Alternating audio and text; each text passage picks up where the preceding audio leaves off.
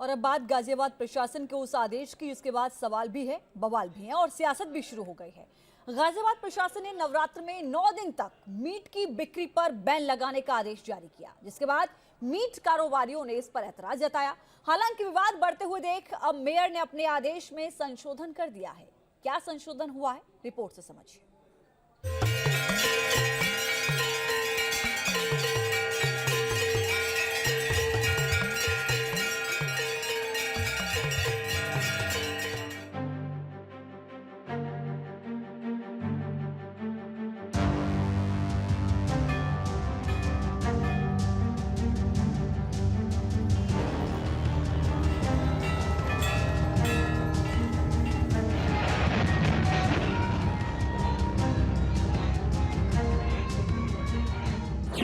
शहर में 1 ग्राम मीट का टुकड़ा कहीं पे नहीं मिला। बड़ा अच्छा लग रहा है लोगों को, कि भी अच्छा डिसीजन। नवरात्र की वजह से बंद करने पड़ा।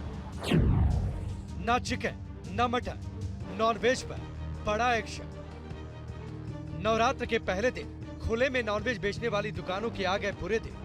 यूपी सरकार का फरमान आया।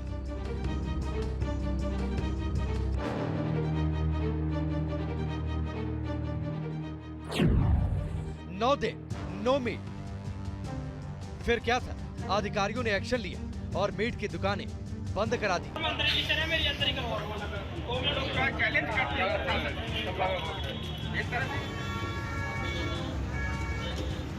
सब सामान उठा के रख रहे हो कि नहीं अंदर? उसी जगह क्यों नहीं खाना? सर, शासन के आदेश पर 9 दिन के लिए मीट की दुकानें बंद की गई हैं। पहले तो मैं ये स्पष्ट करना चाहूँगा कि ये आदेश यूएलबी स्तर से जारी हुआ है और इसकी जो पीछे की मंशा वो ये है कि नवरात्रे चूँकि स्टार्ट हो चुके हैं, 9 दिन के लिए जो खुले में जो मीट मांस बिकता है उसको लेके हम लोगों ने एक निर्देश जारी किए हैं कि वो 9 दिन के लिए इस प्रकार की एक्टिविटीज़ धार्मिक स्थलों के आसपास न हो। ये तस्वीरें गाजियाबाद की हैं, जहां मुर्गा और मटन बेचने वाली इन दुकानों पर ऐसे ही 9 दिन तक ताला लगा रहेगा। ऐसा पहली बार हो रहा है जब नवरात्रि में मीट की दुकानों को बंद किया गया।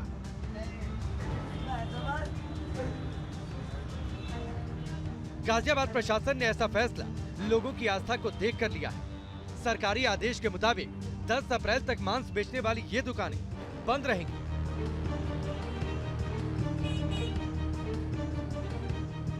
हालांकि नवरात्रि में मीट की दुकानें बंद करने पर बवाल भी है और सवाल भी।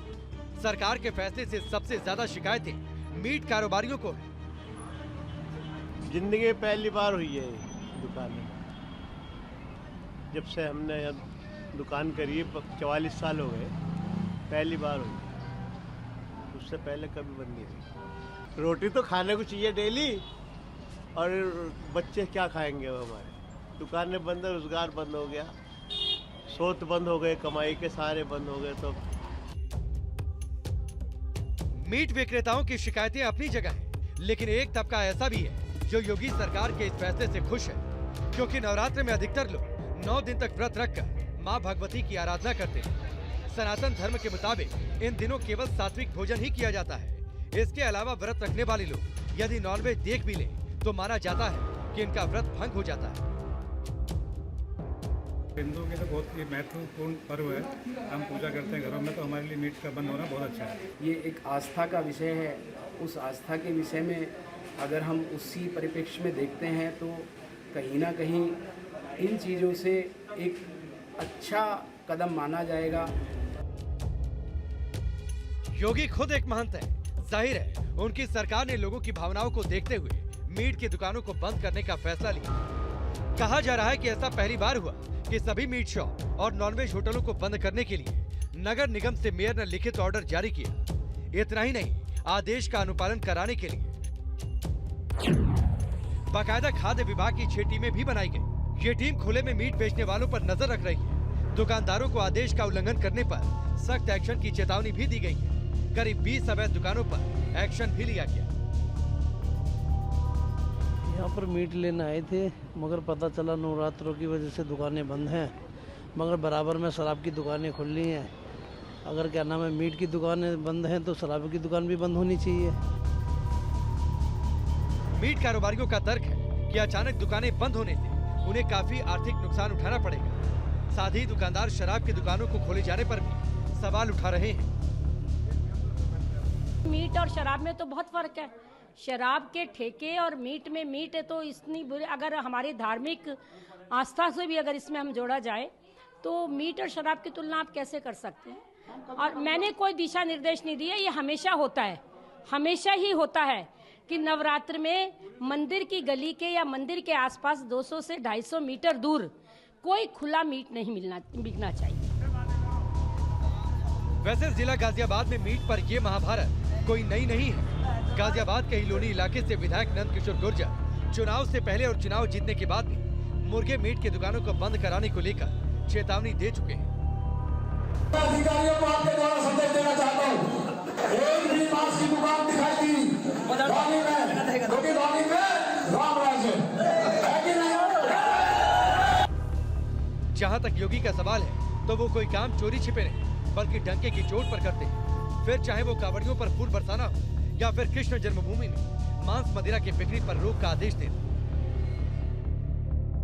यहाँ के 7 पवित्र स्थलों को तीर्थ स्थल घोषित किया और तीर्थ स्थल घोषित होने के बाद अब यहाँ पर इन सब की तमन्ना है कि इन सभी क्षेत्रों में किसी भी प्रकार का मद्य मांस आदि का सेवन न हो और ये होना चाहिए। मैं प्रशासन से कहूँगा कि इसकी योजना रचना बना कर योगी सनातनी है, वो एक सन्यासी है जिनकी मां दुर्गा और नवरात्र में गहरी आस्था है। लिहाजा नवरात्रों पर मांस की दुकानों पर प्रतिबंध का ये सिलसिला अगर यूपी के दूसरे शहरों तक भी पहुंचे तो हैरानी की कोई बात नहीं। Team news nation.